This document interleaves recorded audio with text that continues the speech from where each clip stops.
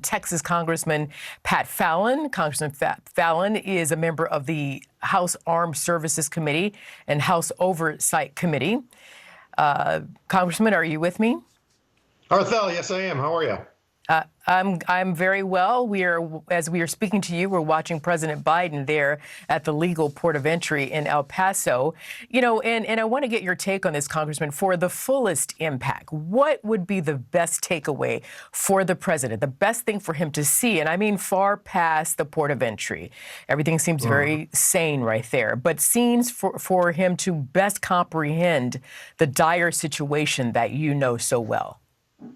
Well, you know, Arthel, if he had called me up and right now and Joe Biden said, Pat, what do you think I should do? I'd say, Mr. President, why don't you go down, get outside of El Paso and go to the real sectors along the border. There's a 1,254-mile border with Texas and Mexico, and talk to the people on the ground there. Talk to the Border Patrol agents without cameras around.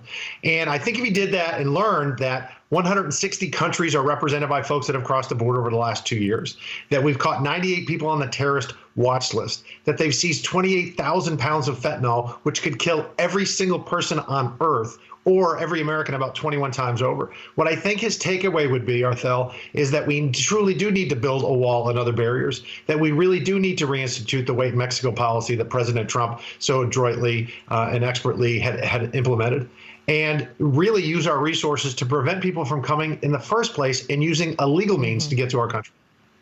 And speaking of resource, it appears that the president right now is kind of getting a tour inside the cabin of this large truck. I'm guessing that they're showing him the technology, how that truck best works in their efforts to fight the crisis there on the border.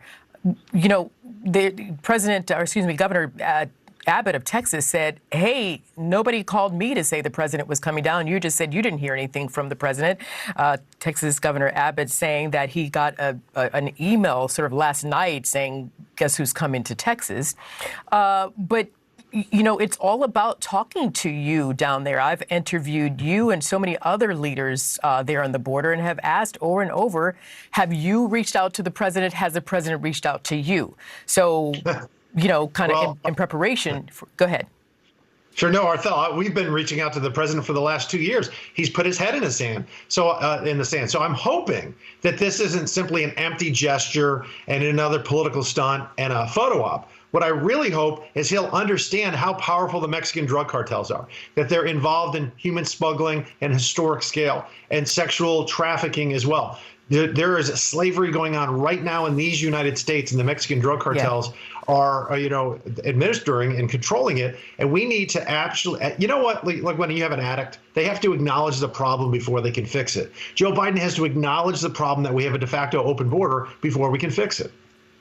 Sure. And Jackie Heinrich is in Mexico City in anticipation of the president's visit there. And, you know, she was talking about the brutal and deadly intimidation on the part of the cartel. You're just mentioning the slave trade. You've got human trafficking happening, you know, running up and down our southern border there into our country, into our streets. So when President Biden meets with Mexican President Lopez Obrador, what demands should Mr. Biden make? And then also, what deals should he cut?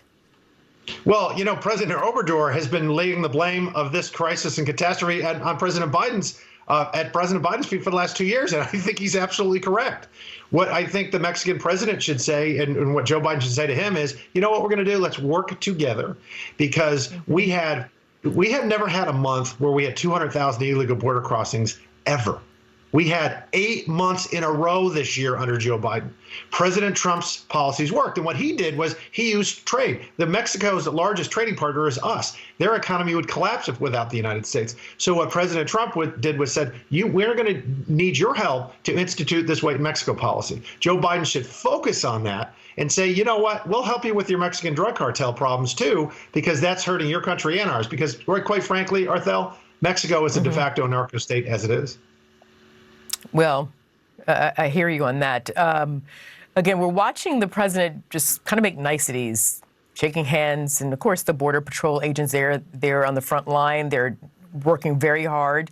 And regardless whoever the commander-in-chief is, it's an honor to be able to meet the president of the United States. But of course, we as the media, we're like, let's move on. Let's get to the point. We want to see the president see what the people are seeing, and the people who are having trouble, they are dealing with the crisis on the border as it is filtering into their actual backyards. Now, Congressman, some fellow Republicans are calling for Homeland Security Secretary Mayorkas to resign. So I wanted to ask you, though, could such a move potentially add more instability to an already unstable situation?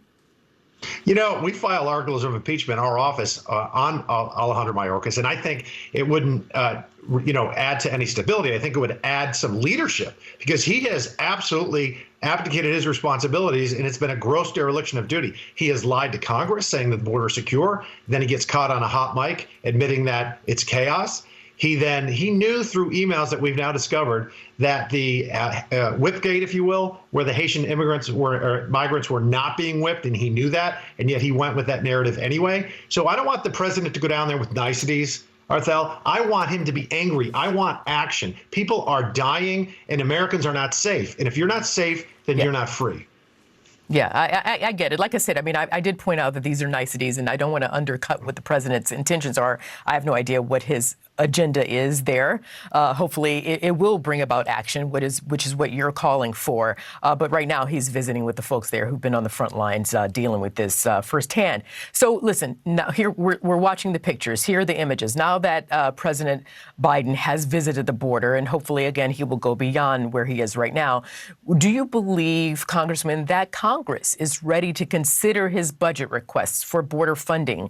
Will Congress review and honestly assess his border policies? I mean, basically, the question is, how soon can the people see Congress make some progress on much-needed immigration reform?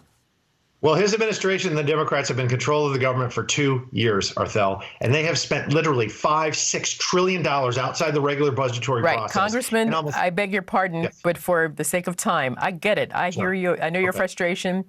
And I'm just told to have time with you. But where I was trying to go here with that is we know the problems. We could list the problems for 2 more hours, and we certainly don't want to dismiss those problems. I guess what I'm asking, though, now that the president is here, hopefully he will get something done. Hopefully the president will come back in earnest and want to work with you and Congress. And I'm asking, is Congress, will Congress be ready to work with the president? And I'm not thinking that you're going to rubber stamp everything that he's asking for. Sure. Yeah, we've been willing to work with the president for the last 2 years. We've been ignored. So moving forward, as you said, we have a Texas border plan. The 25 Republican members that represent Texas have put together a comprehensive border plan. We've all had input.